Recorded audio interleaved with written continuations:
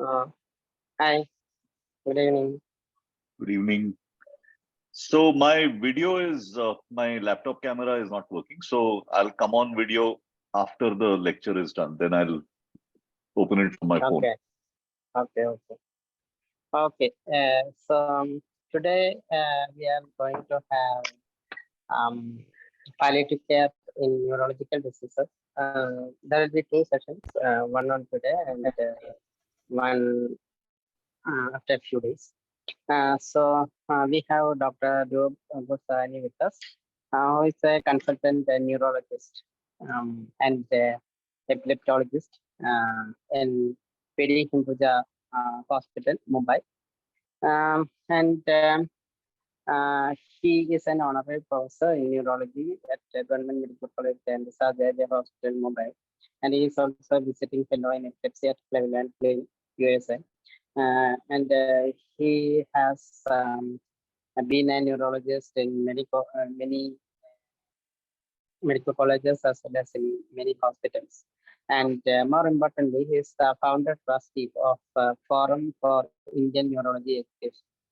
And he has actually started integrating palliative care into neurological diseases, and he has taken active interest to teach this to others also. And also, he has been a very good support for palliative care physicians, and because he conducts courses um, in neurology for palliative care physicians also. Um, and he is one of the member of end of life care in India task force. And you know that there is some Supreme Court judgment with advanced care plan, etc. Welcome, Dr. Roop, and it's Thank over you. to you. Thank you. Am I audible? I'll just share my screen and begin. Yeah, you are audible. Okay. So here it comes. What happened? Yeah. Okay. Now visible? Yes. Sir. Okay. Just give me a minute to get my laser pointer on. Thank you again to Pallium India for having me on to speak at this course on neuropalliative care. I'm a neurologist, so obviously for me, this is something that is pretty crucial. But I'd just like to take a minute to explain the objectives. I'm going to actually go through a fair amount of material. So, and I'll obviously be sharing the slides. At the end, you'll get them through Pallium India. So just pay attention to what I'm saying rather than taking notes. The objectives are first to explain to you the scope of this combination of neurology and palliative care. And then, of course, to take you through some of the things that come up, say, for instance, in chronic neurological illnesses and then also in acute neurological illnesses. And let's get started by asking you to put in the chat box. And we discuss this because this is a little long lecture. I'll stop after some time and take questions rather than keep all questions till the end. So if you think about it, do palliative care physicians need to learn neurology? Well, actually, the bulk of non-oncologic palliative care is neurologic. And if you look at it, if you see palliative care in most third world countries, it's often run by charitable services or NGOs, and it tends to be top down. One of the reasons is because originally it was cancer which had the maximum amount of suffering and pain, and because cancer patients actually can voice their pain. It became focused on oncology, and it also became, in some ways, a little sensible in the sense that if you have a patient with a limited prognosis, the budget, the commitment, well, all finish together. But when you look at the road ahead, and if you look at palliative care, whether it is provided by uh, hospitals or it is provided by communities, they recognize suffering and they're not really concerned about medical specialties.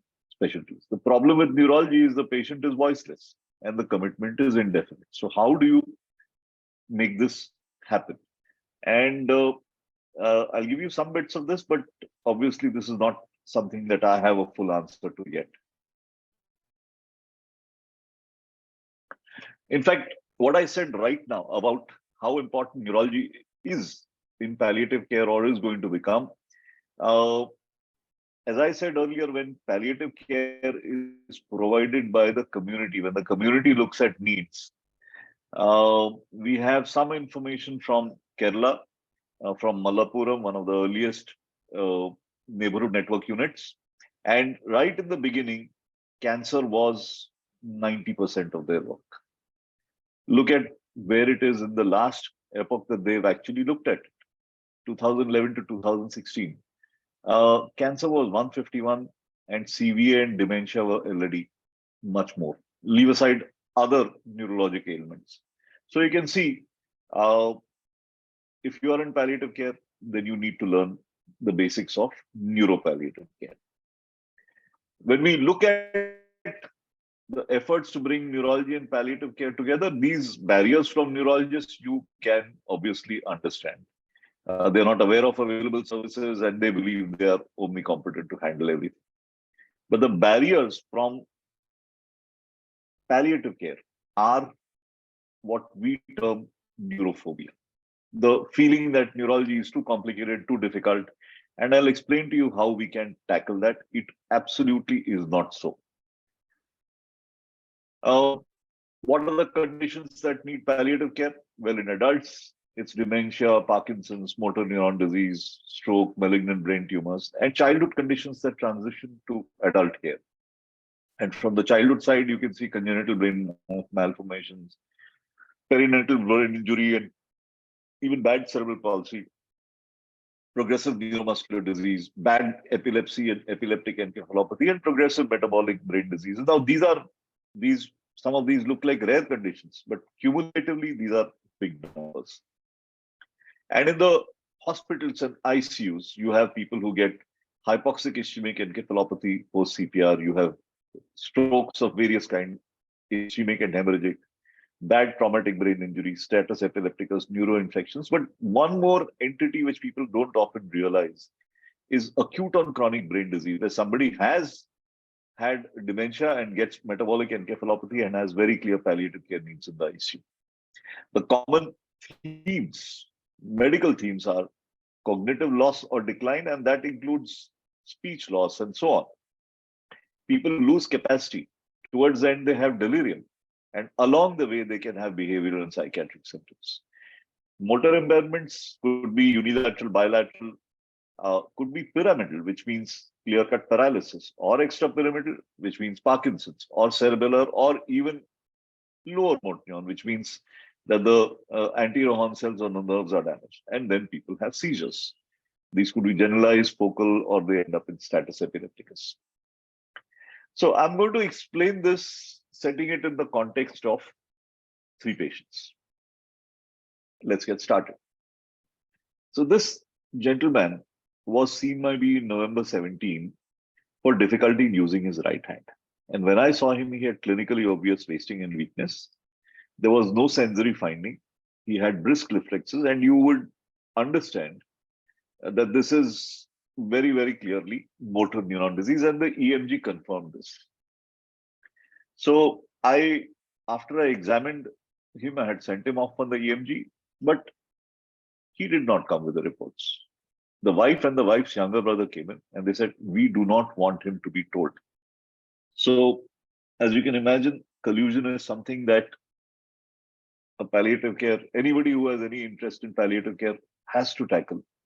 And there are ways in which I do it. I'll explain that. The first thing I did, I said, with a diagnosis like this, I'd like a second opinion. And then obviously I had spoken to them.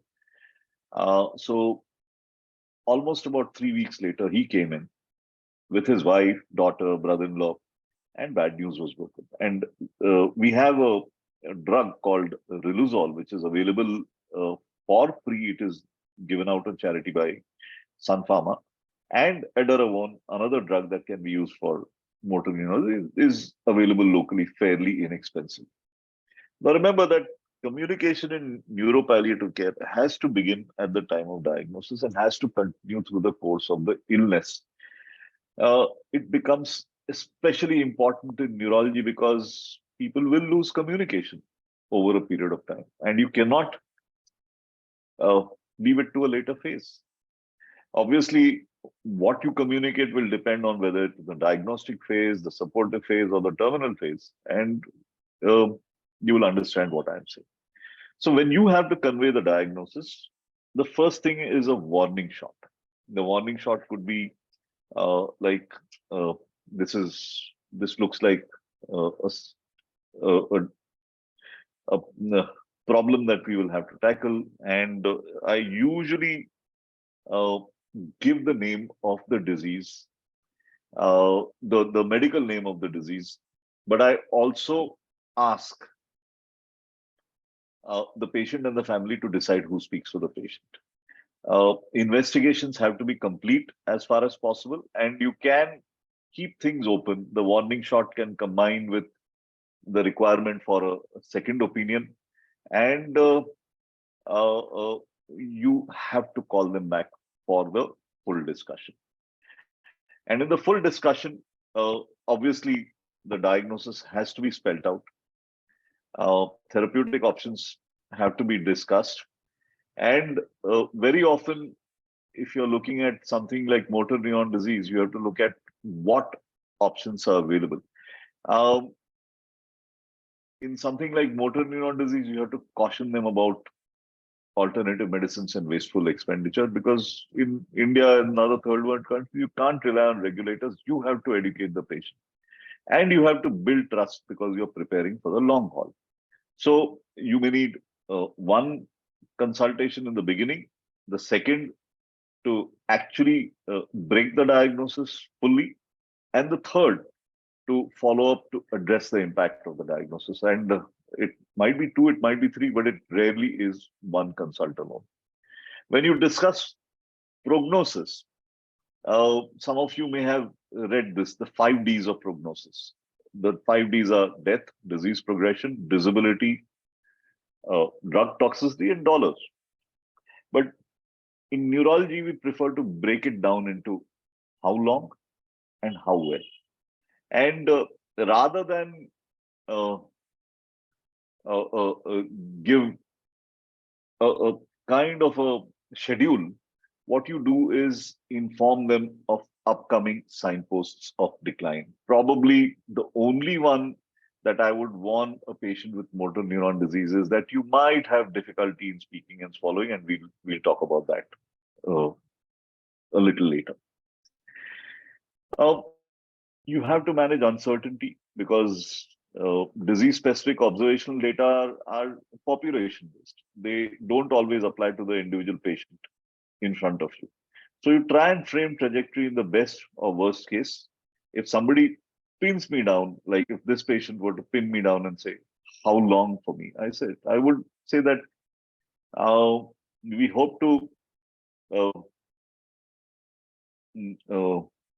uh, in a sense, uh, see you around for maybe 5, 6 years or even more. But sometimes things can go faster, and we'll know over a period of time. But if they do want uh, more details and they pin you down, then at some stage you may have to give that. So in February, he came back again, and because this discussion had been had, he actually asked me whether he should go for stem cell treatment, which was still available there. And I kind of discussed it, told them that it was a scam, and I suggested instead that they needed to start physiotherapy.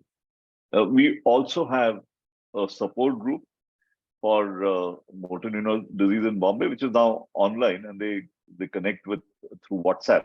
So the wife and the daughter joined the support group. Uh, very quickly, in fact, by another 3 months, he developed speech difficulties. He was drooling saliva, but he was otherwise pretty okay, and the physio was doing well. He and his wife would go off together. She would work out, and he would do his physio. And the only other symptom that he had occasional constipation. But things were deteriorating. And when he came in September 2018, um, although he was still walking around, uh, well, to bring him into the consulting room, they'd used a wheelchair. And this was a crucial meeting. Um, and this was when I actually asked him, are you at peace? Uh, we use the Hindi term for this. This is the question that leads into it's a spiritual screening question, and I find that in many patients it leads to a discussion which really is important. And he actually brought up something that the family didn't know about it, that there was a pending family property issue which I want to settle before I go. And because this discussion opened up, um, I also brought up the question of PEG. I had meant to do it. Um, in fact, I had introduced the topic in the previous consultation, but well, I hadn't pushed it, and this time I did. So he went ahead and got pulmonary function testing, and PEG was planned.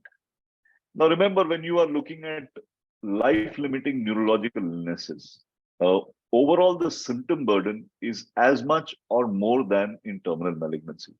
The symptom profile obviously differs, both from oncology and other non-oncology conditions. Remember that pain is there even in something like motor neuron disease. Neuropathic pain can be substantial in some patients, especially Parkinson's and so on. And in patients who have limited communication, you may require specific tools and skills like PainAd and so on. Not, we don't have the time to discuss that, but these are all available. And you have to assess and address total pain early before communication is lost. And if you don't do this, this will be reflected in the way the caregiver responds and has to be tackled. Symptoms that are specific to neurologic disease, for instance, Parkinson's has a whole range of non-motor symptoms. Then there are mobility challenges and falls. There are behavioral and psychiatric issues in dementia. There are motor symptoms such as spasticity, cramps, fasciculations, drooling. Again, I'm going to just skip over so much of this because this is just a huge amount. But the important thing to understand at this stage of motor neuron disease, Parkinson's disease, stroke, is that this is a stage where rehabilitation comes together with palliative care. So rehabilitation has to be built into the management plan in the supportive phase. Of course, ideally, if you have a disorder-specific multidisciplinary team, that's best. But it really depends on availability and feasibility. And you may try and identify professional colleagues who are interested in that specific area in each of these fields. If you look at physiotherapy and exercise specifically for motor neuron disease, aerobic exercise is very good. You can either do it individually or they can be put into a group. The range of motion exercises can be done for everyone, and they are important to keep joints free, and the home caregiver can do them. But what you need to supervise are weight training, balance and gait training, and core strengthening. Now, weight training in MND is a little tricky because you can actually weaken muscle. So this really needs supervision and somebody who understands what has to be done. Occupational therapy allows them to adapt for their limitations and activities of daily living. And the occupational therapist will select and help them use assistive devices. The speech and swallowing therapist will give them exercises, obviously assess them. Like our swallowing therapist is very important for making the decision about PEG. Not in MND, because in MND you do the PEG well before you have significant impairment, but in other cases. And of course, you have cognitive rehab for mild to moderate dementia and stroke. So if you see it, the overlapping domains of care, so neurology, palliative, rehabilitative, and you have to throughout the supportive phase, you have to work with all three of them. So December 2018, he was admitted for PEG. The FVC was 70%, which is quite decent because obviously at that stage his diaphragm and everything were okay. And he had a little bit of problems, but it settled. And he still was taking most solid food orally, only water and medicines through PEG. This PEG needed a fair amount of discussion, and but he understood it. In March 2018, I went and saw him at home, and by this time he was requiring an non-invasive ventilation support at night. He was losing weight, his speech was limited, and his main grouse was that I love food, and now my favorite foods are all mashed. Because his wife was a working professional, he had a paid caretaker who stayed with him through the day, and then night it was a wife who took over. So motor symptoms were prominent, and we still had physio doing home visits. But this is important in other patients also, Parkinsonism, spinal cord injury. Remember that these are symptoms which overlap but are distinct from weakness. And the first line management for all three of them is stretching and range of motion exercises. These are not very difficult to do. And in fact, there are YouTube videos which tell you how to do that systematically. If at all, pharmacologic treatment that can be used for cramps is quinine, not easily available and has its own problems. But we often use high doses of magnesium. For spasticity, you can use baclofen. And for fasciculations, some patients do get bothered about it. Anti-epileptics might be used. There are other problems that can be prominent in other diseases. Parkinson's has a large component of autonomic issues. So orthostatic hypotension, standing BP drops more than 20 systolic or 10 diastolic. Well, you need to add fludrocortisone. Similarly, these are patients who will have erectile dysfunction and bladder and sweating related symptoms. Drooling is seen in both Parkinsonian syndromes and motor neuron disease. It's both due to increased saliva production as well as impaired swallow. So you might want to use anticholinergics, but of course you have to watch out for these side effects, confusion, urinary retention. But I often start a small dose of nortriptyline or amitriptyline. Probably, if they are willing to, if it is something that is more social and cosmetic, then probably the best to use is one single drop of 1% atropine solution, which is ophthalmic. Just put a drop of that in the mouth and it dries the mouth for about 3 to 4 hours. Right. Then comes something called pseudobulbar effect. Pseudobulbar is when somebody laughs mirthlessly or cries at the least or without any cause at all. And this is seen when the brainstem is damaged. So there is the voluntary control of emotional expression is distorted. And it's quite distressing. So drugs that you can use are clomipramine, fluoxetine, paroxetine. And there's a specific branded drug called Nudexa, which is not available in India, unfortunately. The next issue is communicating with the patient. Well, you have to plan. One way is to do involve the speech and language therapist early. Some coping strategies that we use are voice banking and also advanced care planning early. If it is only speech problems, well, one way is to use augmentative and alternative communication, and there are lots of technologies that are available, and they can be simple to complex. It depends on the technological capacity and the resources, and you have to access these various technologies. Again, quite a big topic by itself. But there are in-clinic tips that you must remember.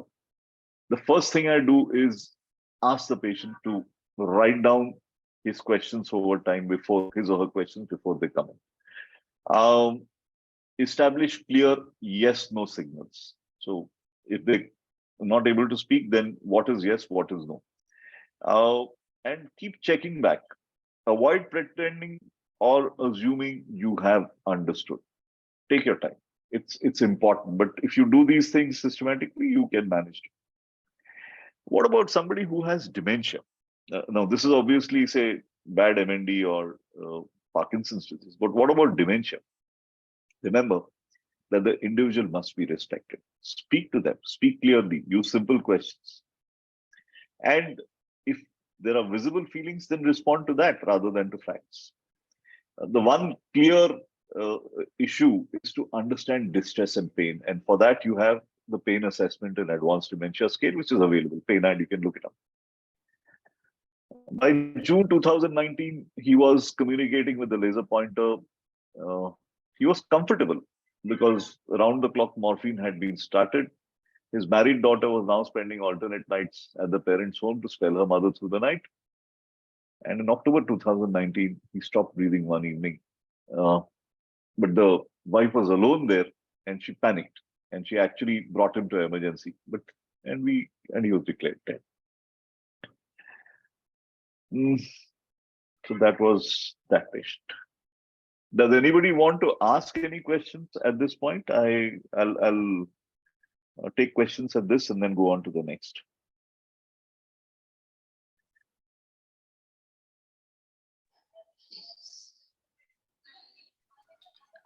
Sir, in the treatment section for the muscle spasticity, have you used Okay. Xanadine medicine along Sorry? with the?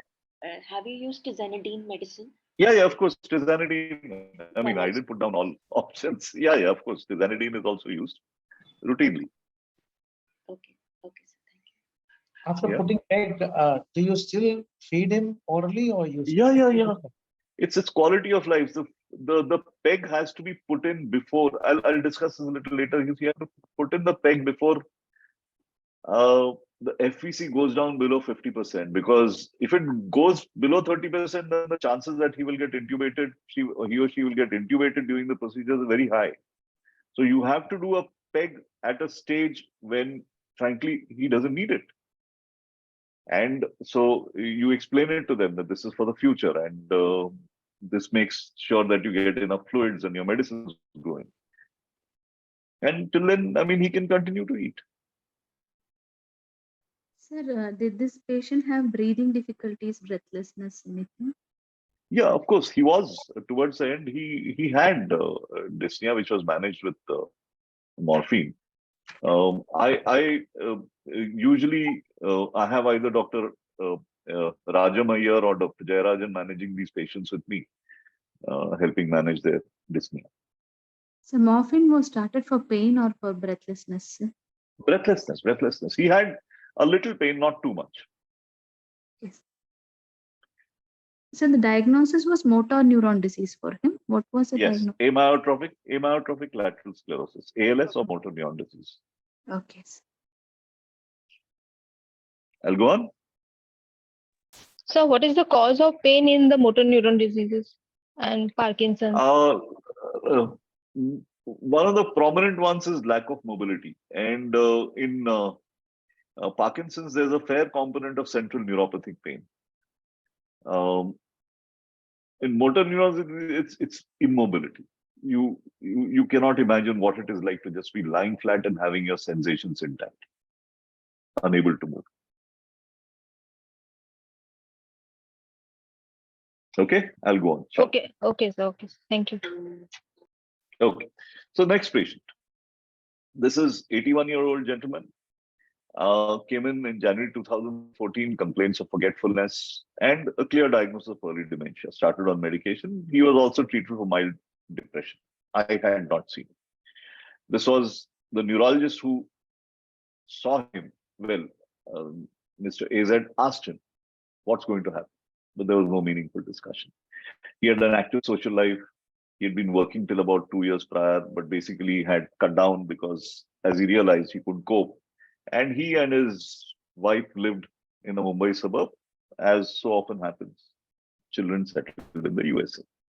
Now, when you begin life with dementia, remember there is unfinished business, legal, advanced care planning, family, all of that has to be tackled. Behavioral and psychiatric symptoms come up. Patients with dementia are at the risk of abuse, and caring for them is not easy. So I'm going to just quickly skip through advanced care planning. Remember that it's a process that supports adults at any age or stage of health in understanding and sharing their personal values, life goals, and preferences regarding future medical care to help ensure that they receive care that is consistent with their values, goals, and preferences during serious and chronic illnesses. Please understand that in India, this is not only valid, but it has been enabled. And I'm not sure if any of you were there in my earlier lecture in Pallium on how it is done. There are some essential components. The most, probably the one that is the easiest to do and that must always be done is to identify a proxy and to explain to the proxy what the patient would, I mean, the patient has to explain to them, facilitated by us, what the patient would want. Then come goals of care. Now, goals of care is something that as kind of illnesses progress, for all of us, remember that if you look at any medical illness, our goals of care are essentially three. One is survival. The second is function. And the third is avoidance of suffering. And ideally, all three should be met. But remember that very often you have to juggle between these three. If you want survival, then you have to accept suffering. If you want to maintain function, again, you may have to accept a certain amount of reduction in the other two, and so on. And different illnesses will have these goals of care will keep changing. Towards the end, the advanced care plan can also have medical orders for life-supporting treatment, such as the DNAR orders. These are not actually part of the advanced medical directive. And in India, because we don't have a full system, so things have to be done a little piecemeal. But again, as I said, that's a separate lecture. So this gentleman, well, obviously none of this was done. And in 2015, he was still maintaining an independent daily routine. His clothes has gotten simplified, and he was beginning to ask questions repeatedly. If anybody has had any senior relative with dementia, you know that's a very prominent symptom. And then he started to need more and more supervision, forgetting to flush after toilet, and shadowing the wife constantly. He just couldn't let her out of his sight. In 2017, behavioral issues began to get worse because he needed to be prodded for a bath and clothes change, and then he would get angry. And once he wandered outside, but the building chowkidar got him back in. And the wife was getting exhausted. In fact, one of the children had to come down because she needed admission for ischemic heart disease. Now, behavioral and psychiatric symptoms are not just seen in dementia. They also see in Parkinsonism. They're also seen after stroke. And there's a wide range. Delusions, hallucinations, anxiety, depression, apathy. Apathy is one of the first symptoms in many patients with dementia. They just lose motivation to do anything. Then you may have euphoria or disinhibition, irritability and aggression. Wandering, pacing can be very troublesome, but probably one of the most troublesome is something called disruptive vocalization. This often happens in a certain kind of Parkinson's called progressive supranuclear palsy, where the patient just goes, non-stop, or some other noise. And it's not as though they are in distress. It's just that they keep doing it. And obviously, this leads to sleep disturbance, both for the patient and the caregiver.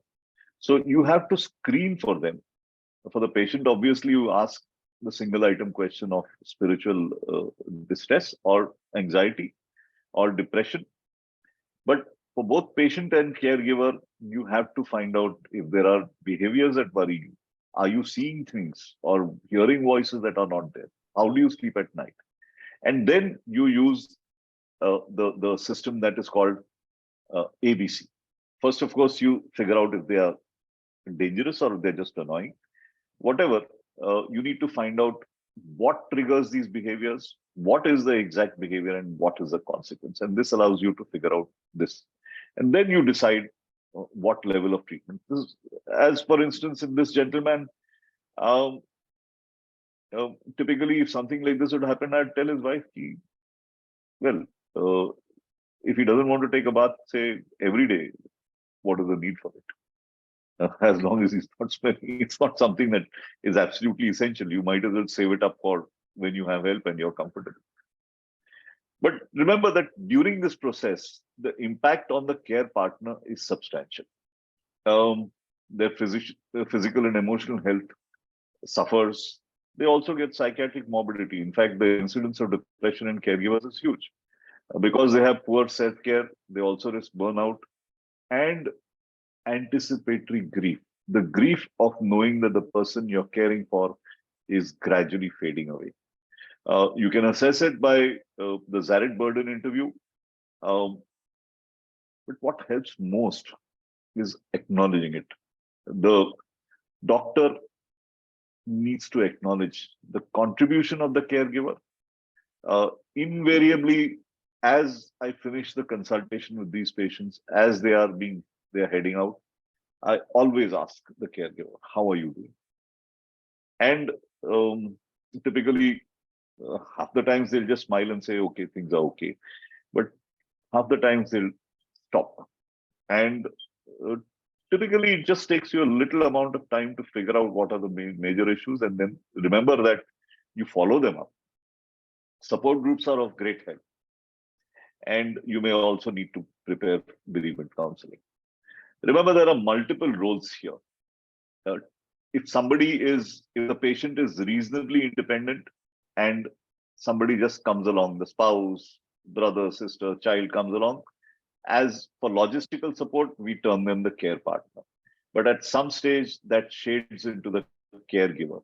And in India, very often we have a paid caretaker or a care assistant.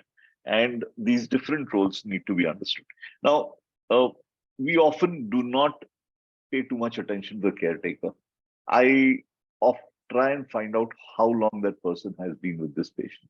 And if it is somebody who's been there for years, then you know that they're going to be around till the end, and you need to respect them. The caregiver, well, there are different factors that are important here. The relationship is obviously important, but also the caregiver's age and own health status. Remember that the caregiver not only assists the patient, but will also support them at activities of daily living, and towards the end will also have to take over surrogate decision making, and this all needs to be prepared for. So our man came in January 2018. He developed urinary tract infection and he came in delirious, turned out to have a hypofunctioning diffuser. A suprapubic cystostomy was done, but he now needed full supervision for basic activities of daily living, but it was mobile. His conversation now had come down to maybe a few words. And now the wife asks the neurologist, what is going to happen? Again, the answer, this is expected. But she actually said, we never realized that he was going to reach this. At the end of that year, he came in once with hyponatremic encephalopathy. Although it was not a complicated diagnosis, after he was discharged, he was bedbound and nearly mute. And all his basic activities, when we look at basic activities, we're looking at transfer out of bed to chair, toilet, bathing, dressing, and eating. So 5 activities of daily living that you need to quantify, and here all 5 were dependent.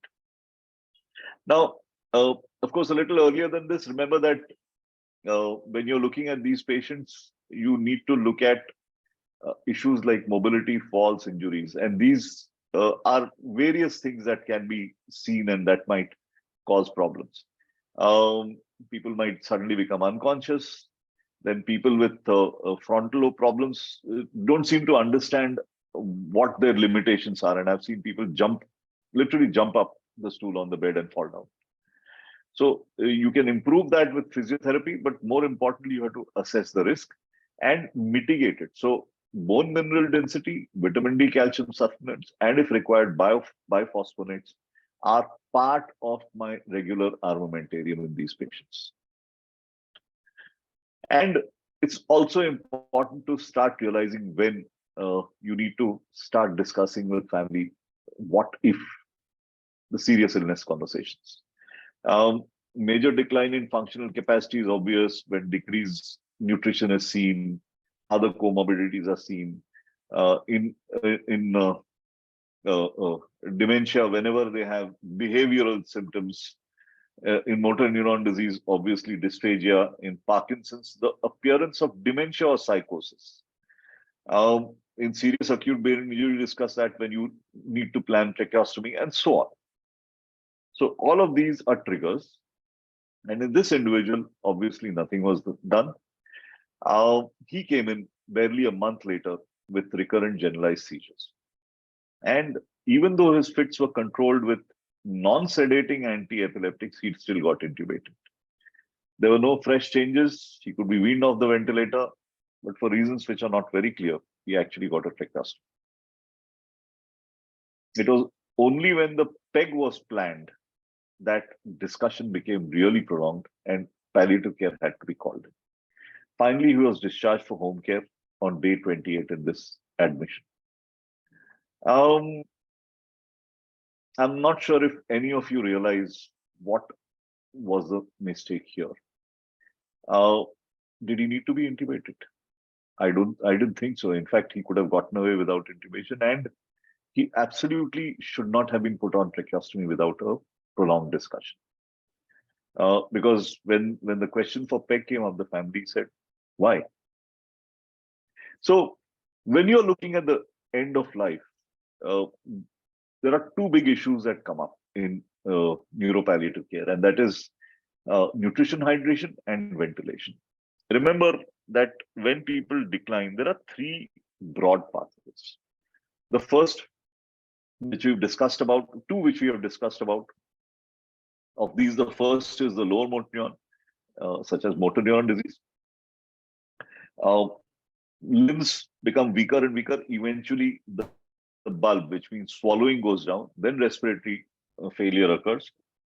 And if you ventilate these patients, eventually they will get locked in, meaning completely mute, quadriplegic, no movements, and on the ventilator. On the other side, with dementia, cognitive failure, loss of speech, often loss of mobility is well before bulbar failure. So in these patients, typically respiratory failure does not occur. If you allow this to happen, then death will occur. But if they are put on feeding tubes, they end up in the vegetative state. Other CNS disease will depend on individual trajectory. So it depends on whether there's a predominant motor impairment or there's cognitive impairment.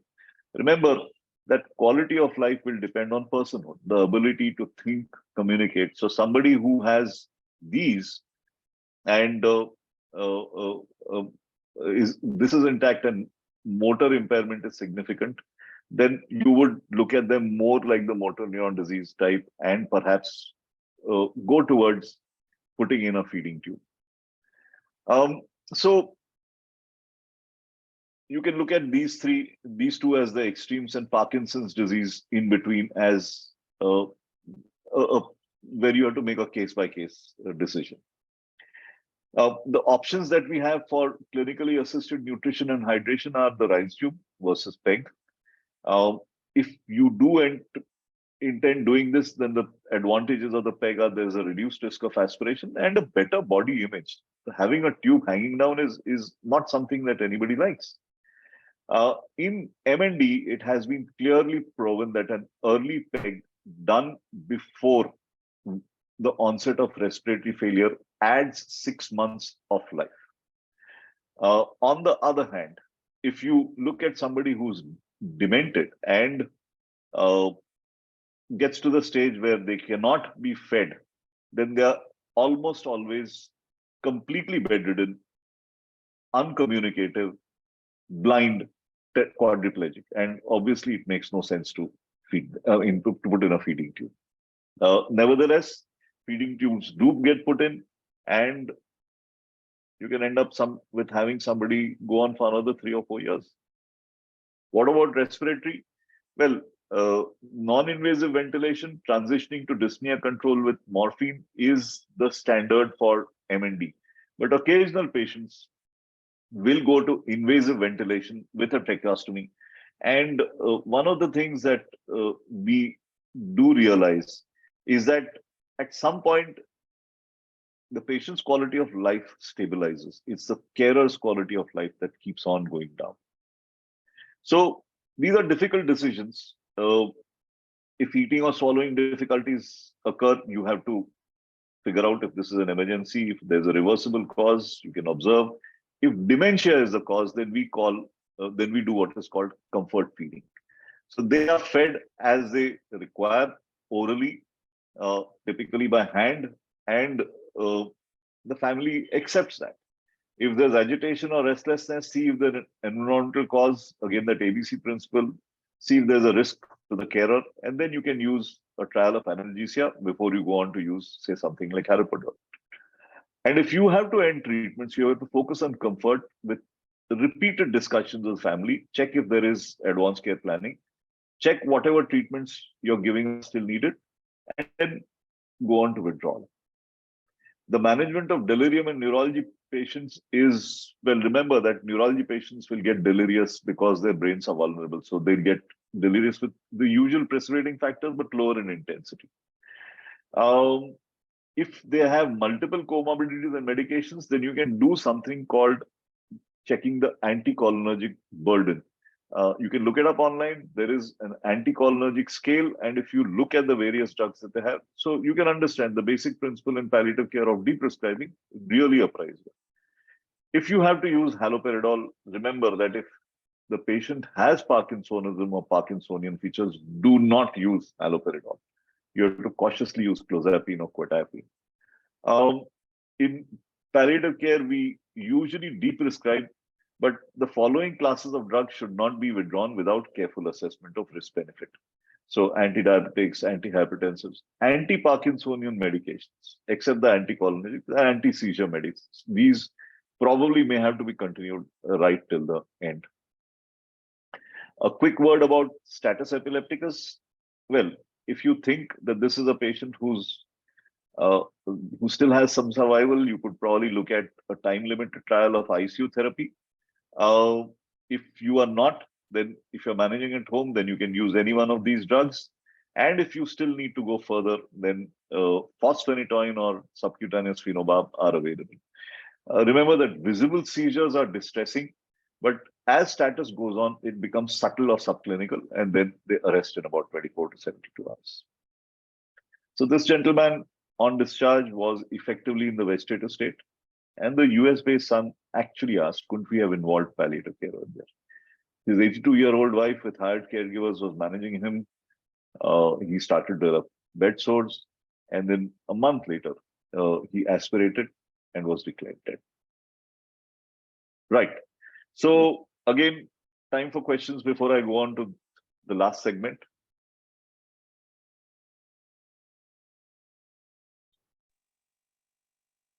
So Sir, in motor neuron disease towards the end, when they have respiratory failure, how do you tackle that? Increasing doses of morphine. Okay.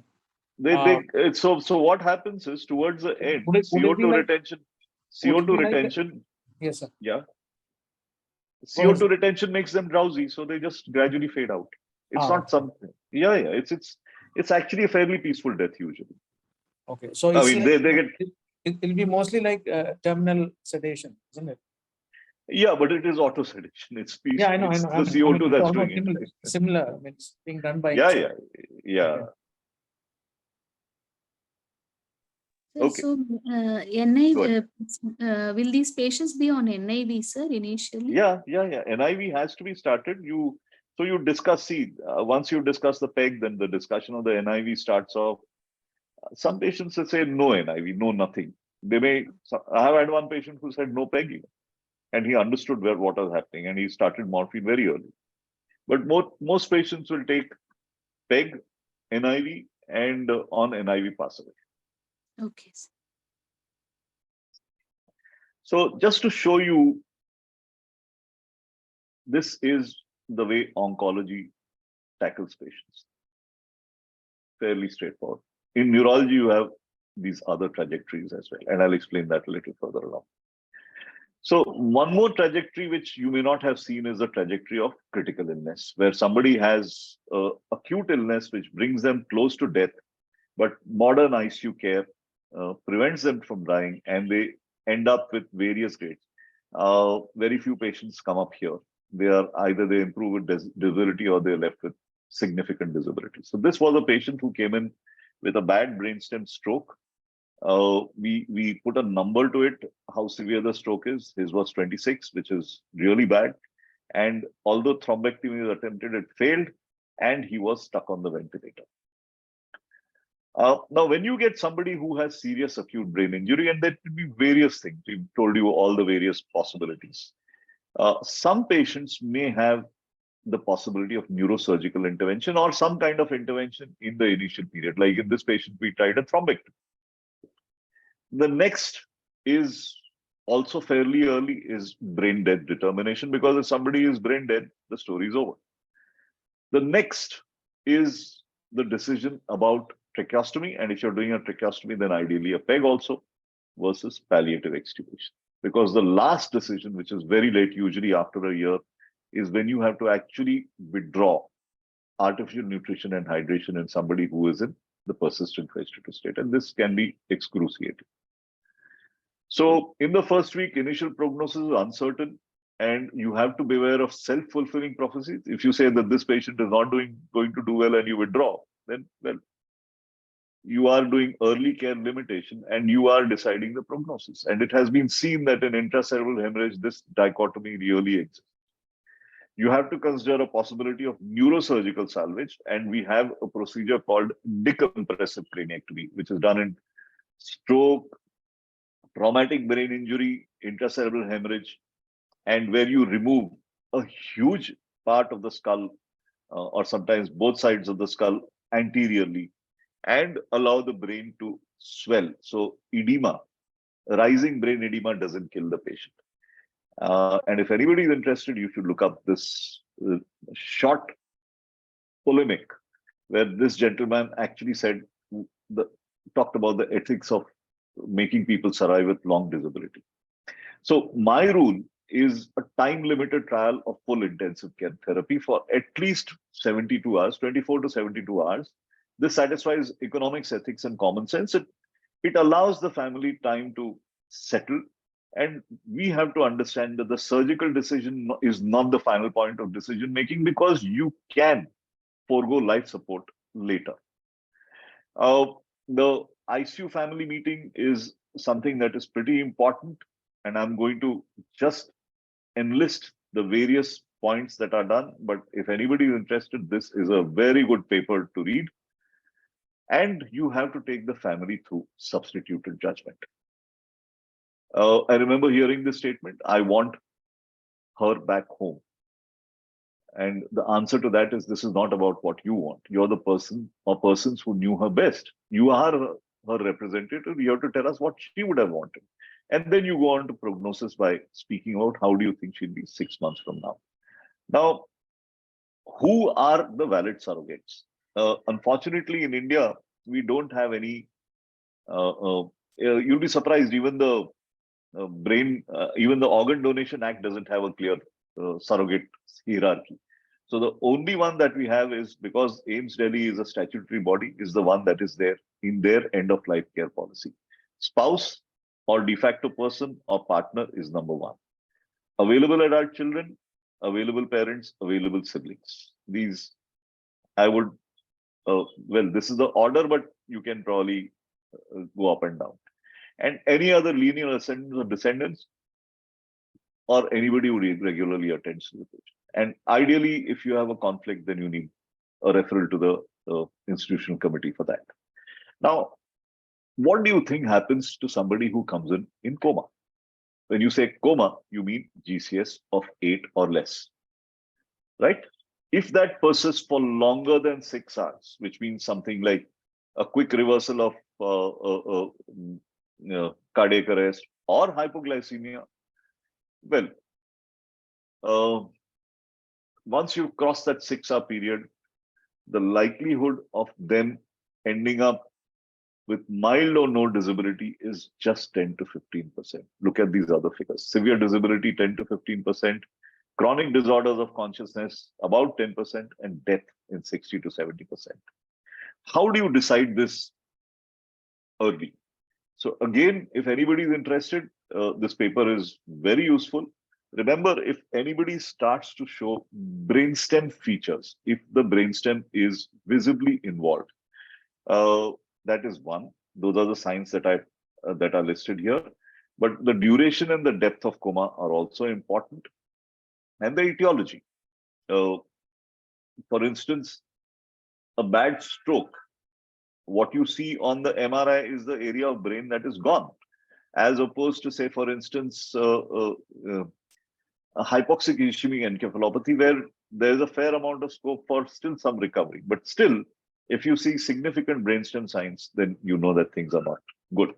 So this patient, at the stage that we had the discussion with the family, which was around about a week to 10 days, week or so later, I gave them my prognosis in this format: best case, worst case, and my guess. So what the best case for him that was that he would speak, eat by mouth, may walk with support, but will be always be dependent. Hello. Worst case, may never leave the hospital. Hello, sir. We lost you for a minute. Hello. So am I audible again? Yes, sir. Yeah. Now we are.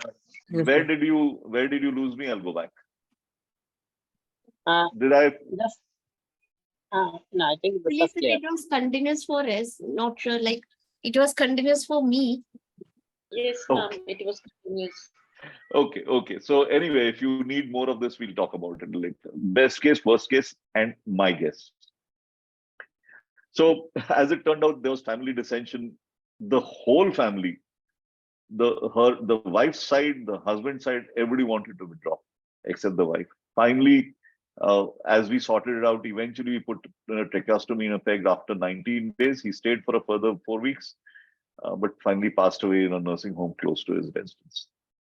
So when you give a prognostic estimate, ideally you will consider whether there are any advanced care plans or advanced medical directives. If the patient had even verbally expressed wishes, you will have to give that importance.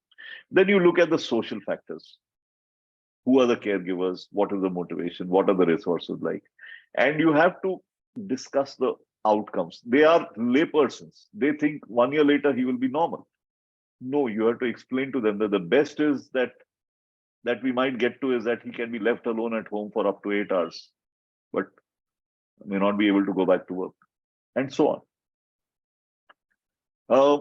Once you do this, then you can set goals of care through shared decision making. You give your best prognostic estimate, the patient or surrogate, the surrogates give the best estimate of the patient's goals and values and what they hope for in terms of quality of life. Remember that when you're prognosticating, how people will adjust to future disability is not very easy for us to judge. This is called the focusing illusion. We are looking at people in the future and thinking how they will think.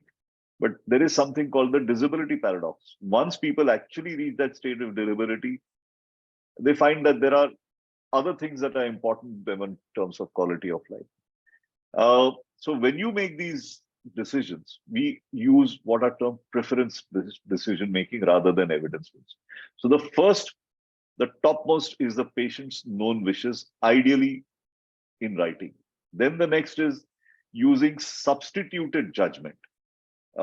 Ideally, it should be a expressly appointed healthcare proxy, but then you might have to use the surrogate hierarchy. And the last is what is termed best interest decision making, which effectively you are looking at how the patient and her ecosystem will take the future. Right. And this conversation needs to begin when the neurologic prognosis becomes clear, which definitely starts off by day 3 and is definitive by day 10 to 20. By day 10 to 14, you should be able to make out.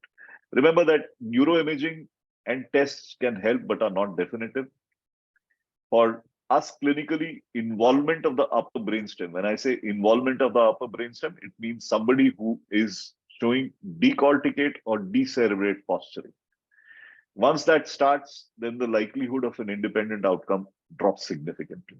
Remember that the major concern for everybody is anticipated neurologic deficits, and also keep in mind if there is associated organ dysfunction. You have somebody like this who also needs, say, dialysis. How do you think that is going to happen?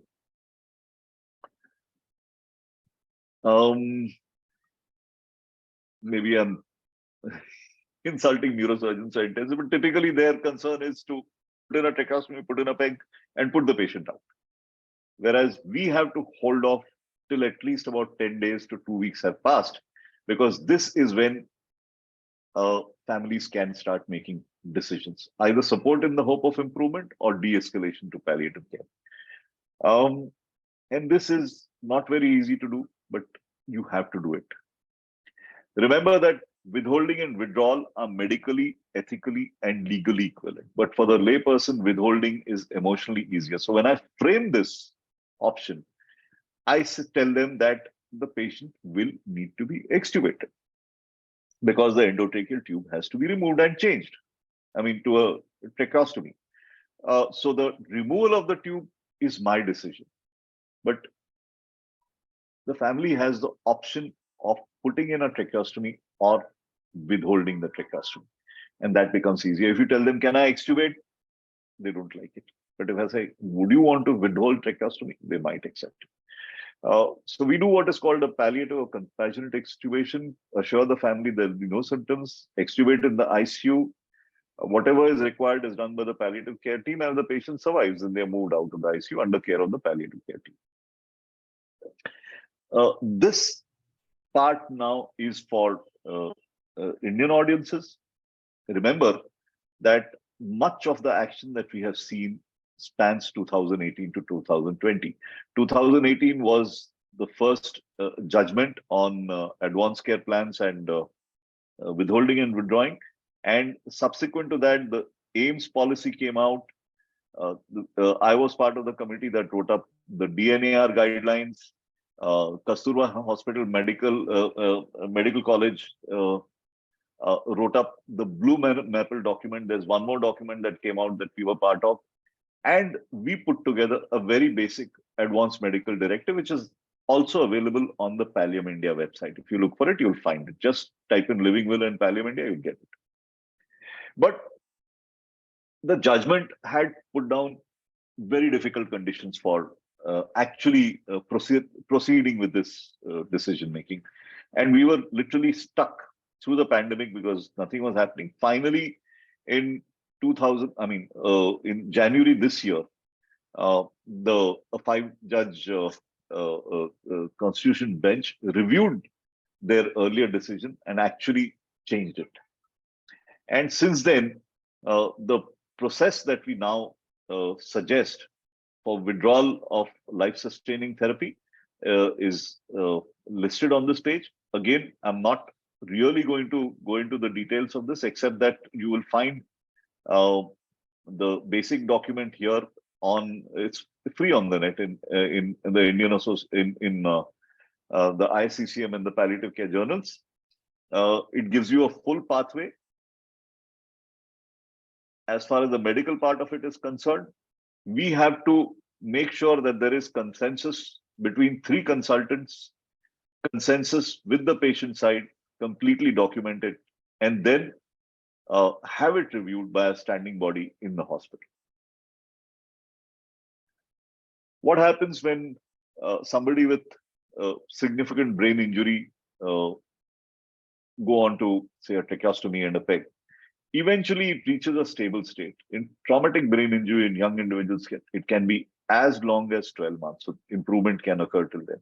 But for non-traumatic coma, say for instance, stroke or something like that, we think that 3 months is probably the limit. Beyond that, you really don't see any improvement. And then patients end up either in the persistent vegetative state, the minimally conscious state, or the confusional syndrome. Again, not enough time to go into that.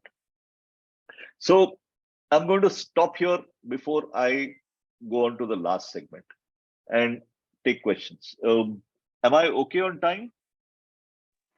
Yes, sir. Okay. So, questions till now? Sir, I have a question regarding stroke and the motor aphasia. Okay. Can I ask now or the end of the session? If it's a neurological, go ahead, just ask them. I mean, if it is, let's see if we can handle it. Okay, sir. Okay, sir. So it's kind of a bit personal question, sir. How have you managed the motor aphasia in the patients with stroke patients, especially? Like my father had a stroke 3 years Okay, back. so that I think we should be able to take at a And- separate level. But basically, speech therapy is what you start off, and then obviously you see how it goes. We'll discuss this later. Anything else? No, sir. That's So this swallowing therapy, occupational therapists will do, or who will do No, this? no. You have speech and swallow therapists. Audiology, speech, and swallow. Typically, the first, I mean, they are all trained. They are trained. That's a single kind of a training that they get. Okay. So people who do audiology typically are trained in speech and swallowing as well. Sir, and you told about screening of anticholinergic burden for patients, Parkinson's patients. When should we do that, or like when we see what symptoms should we start doing that? So persistent delirium and a very long, say, drug list, then you need to check that. Okay, when we see a too big drug list. Yeah. Then you need to check that out. Okay. And move on. Okay. So now this is a bit of, putting it all into order. So if you look at these three stories, you will see, if you've seen oncology, you remember in oncology, the oncologist does disease management, and at some stage, pain and symptom management, rehabilitation, end of life, all come in. Either you are managing bereavement or you're managing survivorship. But it's called the bow tie model. Oncology goes down, palliative care takes over. By now, I think you understood that this is not something that will work in neurology, because we don't have this simple, straightforward trajectory. You look at a patient with cancer. Once cancer biology, once tumor burden crosses a certain period of time, prognosis is fairly certain. And this is, again, as I said earlier, this is a patient who can talk to you, express pain, and sorry, just give me a minute. I need to close this. Yeah. And has a defined prognosis. This does happen in neurology, but often we have this where people are coming in and going out of hospital, or they have this low function and prolonged dwindling, or they have this critical care where they pass away after a long period of time. Similar to systemic malignancy, we have this pattern also obviously in ALS, MND, like I spoke to you about, or metastatic brain and spine disease, or a condition called Creutzfeldt-Jakob disease, or obviously brain tumors, glioblastoma multiforme. In this is a looping trajectory of organ failure. We also see it in epilepsies and multiple sclerosis. The frailty and old age is obviously seen in Alzheimer and Parkinson's, and the critical care illness recovery is seen in so many other conditions, like we discussed. So if you understand, there are three big things in neuropalliative care which are different from oncology. The first is communication. Neurology patients may not be able to communicate till the end. But it's not just communication from patient to doctor, it's also doctor to patient, because information, attitude, skills vary between patient, family, clinician, and that makes a huge amount of difference in the kind of prognosis that is being delivered. In oncology, you say cancer, and you really don't have to explain much else. Here, there's a lot that has to be done. In neurology, the patient no longer is a person at a certain period of time. Because the brain is affected, there's an existential threat to their self, and the losses are obviously in physical and cognitive functions, but also in your sense of autonomy or control over your life and destiny. Uncertainty is constant about the diagnosis. Very often the diagnosis may not be clear for quite some time. Prognosis, timelines. And there is also uncertainty about access to information, including from palliative care. So you live with all this uncertainty. So we use what is called the roadmap model. And in the roadmap model, you walk with the patient from the time of diagnosis. As life events come up, young patients get married. Older patients lose spouses. Some things that we can do are support groups, see that information is given. We manage symptoms. We manage disability with rehabilitation. We may have disease-modifying therapies, say, for instance, in multiple sclerosis, which literally almost cure the disease and get them to survival. But that may not be possible in other diseases. So you have to give psychosocial and spiritual support. Serious illness conversations will happen. Advanced care planning will happen. And throughout all of this period, the care partner has to be supported. And you may or may not have people who choose natural death, whereas people who want full intensive care at the end of life. Of course, remember that medical aid in dying is not an option in India. It's not likely to be for a long period of time.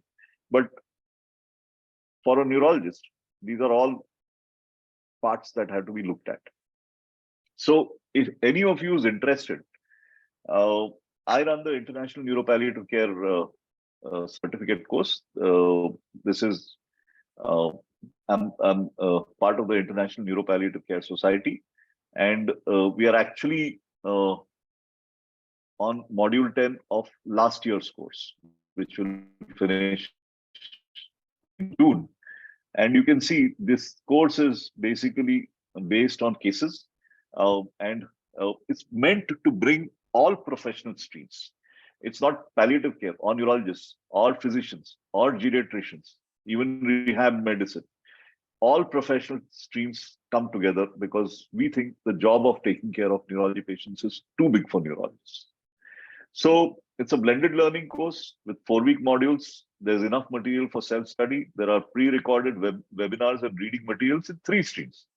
The core is neuropalliative care essentials, but we also have palliative care for neurologists and neurology for non-neurologists. So 3 streams of teaching, together with a flipped classroom midway through each module where we discuss a case and an in-person communication skills, which will happen midway through the course. The fees are 40,000 or US 600. If anybody is interested, please go to inpcs.org. On the drop-down menu, you will see education and then INPCC. You will see a simple form. It's yet to be put up. It will be put up in the next week or 10 days. And you can just put in a simple registration. Eventually, we will connect to you once we actually formally start registering. And then you can apply and we can see if you're eligible. I'm going to stop at this point. I'm sure there'll be questions. But if any of you need to communicate with me, especially say, for instance, with difficulties about withdrawal and legal issues and so on, I'm happy to help out. I'll stop sharing and take questions, and I'll actually close this so that I can connect on my phone and you can see me.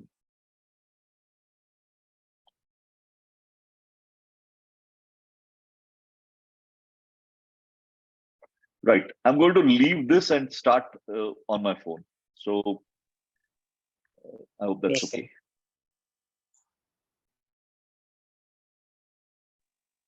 Sir, regarding advance directives or asking patients' wishes, what criteria should we follow?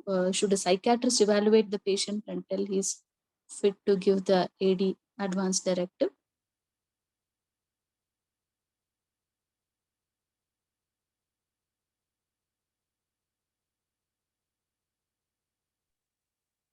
Punita, I think Dr. Roop will sign some his mobile. He might not have had what you have asked. Okay, sir. Yeah, he's now on the phone. You can ask him. Sir, before a patient himself is wanting to give his advance directive, what should we check? Like a psychiatrist should evaluate him, and how to be a valid advance directive? What should be done, sir?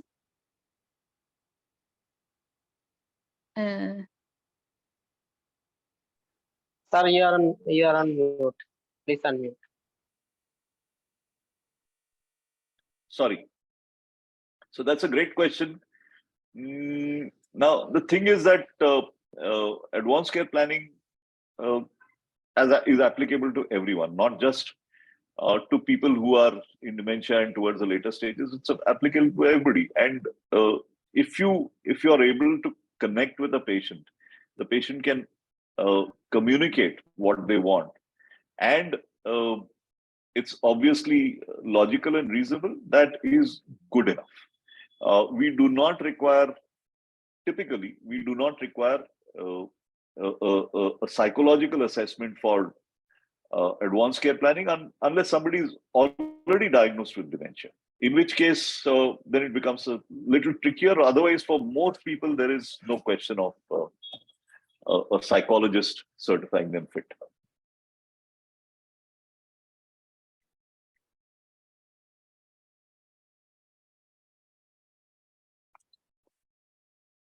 Anything else?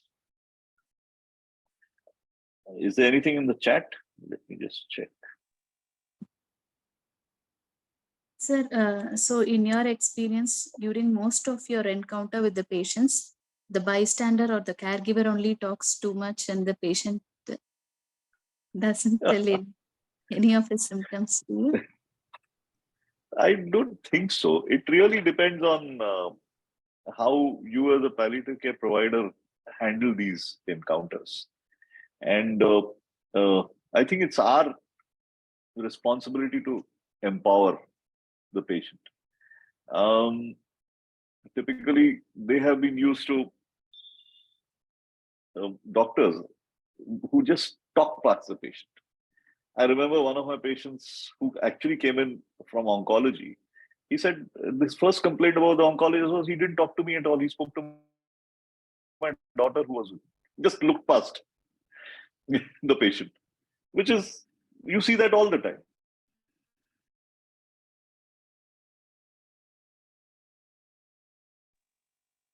So what happens when a patient who is in coma for almost a year keeps on surviving? Of course, with meticulous care, NG feeding, all the kind of beautiful care. But then the relatives keep on asking how long. So this becomes a complex decision, and typically at some point, this is something that when you get into this discussion, you must enter the discussion without any agenda of your own, and you explore it, and obviously you normalize it. The way you normalize it is by saying that some families will want to carry on as long as possible. Some families at some point will think that this is and to support you either way. And having gone through that, you have to make them understand. And actually, part of this process right now, the family has just begun this discussion about whether we can stop feeding through the peg. What do we do? I've told them that they have to be prepared for at least a 10-day to 2-week period. So the question was, do we do this gradually, stop food first and then fluid? My feeling was that this is traumatic enough, you need to keep it as short as possible. So I would actually stop everything. So, and obviously do that with sedation. So it's not an easy process. Ideally, I would not do it in a routine hospital ward. If at all I did it, I would do it in a palliative care unit. because our regular nurses can't handle this. Yes.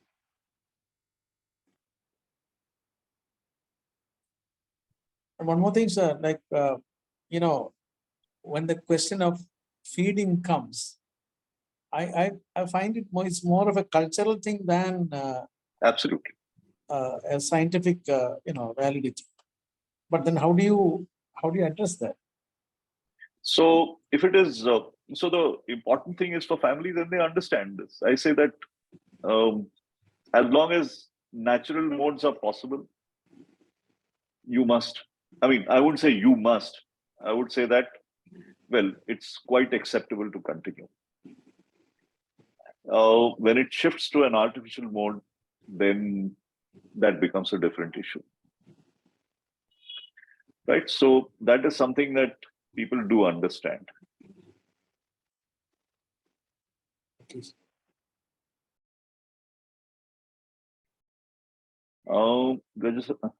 Was that? I didn't see the question. Was there a question there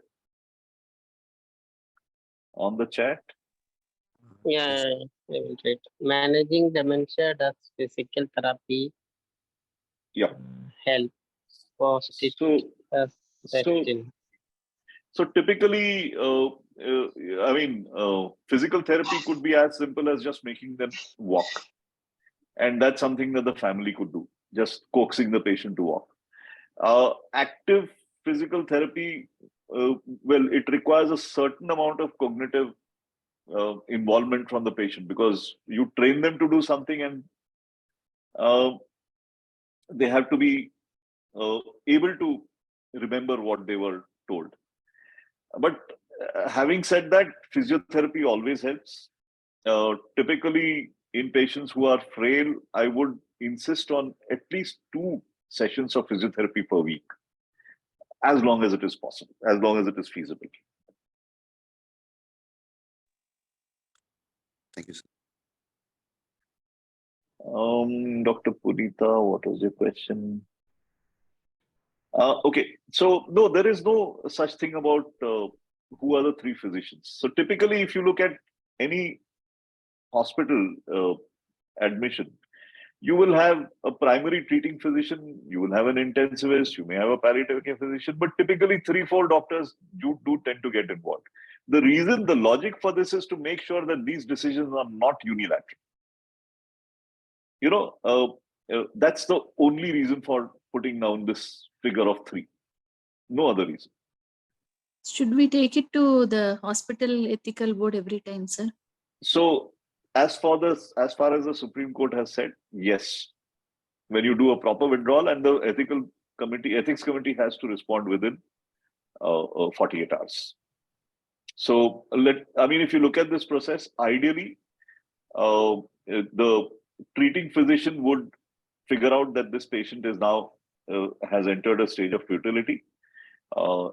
She would confirm it with 2 of her colleagues who also concur with her. Start the discussion with the family, having identified the appropriate surrogates, and then once there's concurrence on both sides, then you document this and you pass it on to the standing committee that the hospital should have. Now, this standing committee, how it is going to be constituted, is something that has not been fully worked out, in the sense that every state will have to have its own specific GR saying who can appoint these people. But again, the standing committee is doctors from within the hospital. It's not outside the hospital. But the way I see it is that there will be a panel of people who will be called on to give this answer. It should be easy for any large hospital to set it up. And once the standing committee also accepts, then you go ahead and withdraw, and it is completely legal. Signing of the district magistrate need not sign nowadays. No, so that is what changed in this judgment. In this judgment, they said that the documents have then to be sent on to the administration. But you are not supposed to wait for them. In fact, they put a time limit of 48 hours. If in 48 hours there is, say for instance, the primary team and the family say withdraw, and the secondary team says no, you can't withdraw, then you are at liberty to go to the High Court immediately. Meaning the family is at liberty to go to the High Court immediately. But typically, we don't expect that if the first team says yes, the second team is going to say no. Unless, I mean, the second team feels that there's some major issue that needs to be sorted out.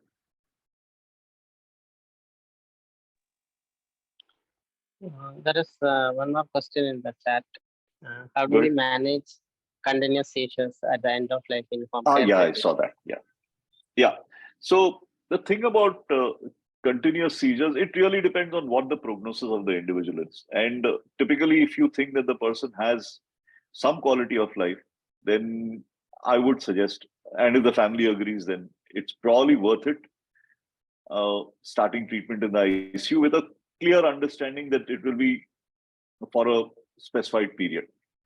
You might discuss in advance whether intubation will take place or not, so on. If it is at home, then all that you're doing is transiting to end of life care. And I personally feel that midazolam or a benzodiazepine or subcutaneous phenobarbital all are equal. You basically make sure that the visible distressing seizures are controlled. You're obviously not going to give any kind of life support. And visible seizures actually die away very fast. The patient, I mean, effectively the brain and the body just get exhausted. There will be, if you do an EEG, you will still see epileptiform activity going on, but that's obviously not something that is something that the family will see. So, as I said, 24 to 48 hours is about when this ends. Is So there a one role of dilemma- diazepam suppositories in that? So, yeah, you could diazepam suppositories, whatever it takes to sedate. So Sorry, one there was dilemma, one, okay. one Yeah. dilemma which I've faced at times is that a patient who is being kept in the home for end of life care, and the children have already accepted that the end is inevitable.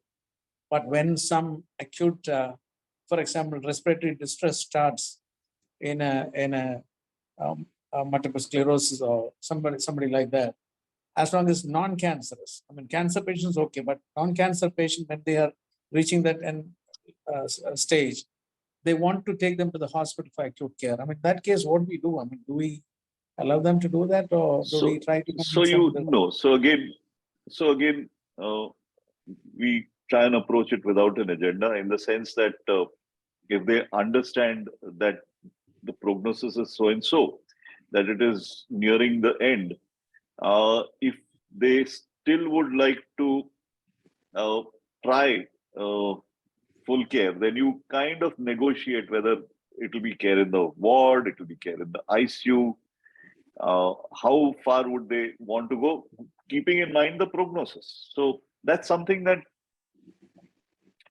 you have to discuss in advance. You actually have to prepare them for these eventualities. So respiratory failure and the likelihood of needing morphine, starting morphine off at home will make sure that they will probably not get to that stage. Finally, all that they are concerned with is seeing that visible distress is managed. Yes. Yeah, midazolam subcutaneous Jagruti, correct, absolutely. Thank you. Right, I think we are over time. Just about 1 minute. Any more questions?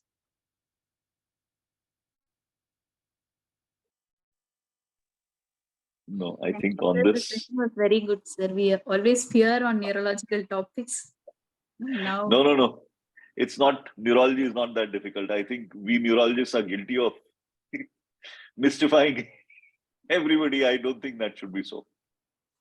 even oncology was like that, sir. But with all these masterclass topics going on, we are like our fears are lessening now. Good. Thank you, sir. Okay. Thank- Chalo. Thank you so much, Bye, Dr. Dr. Roop, Sunil. Thank you. Bye. Nice to see you for a again. wonderful session. And thank you, everybody, for attending today. And it's over to Sri Priya.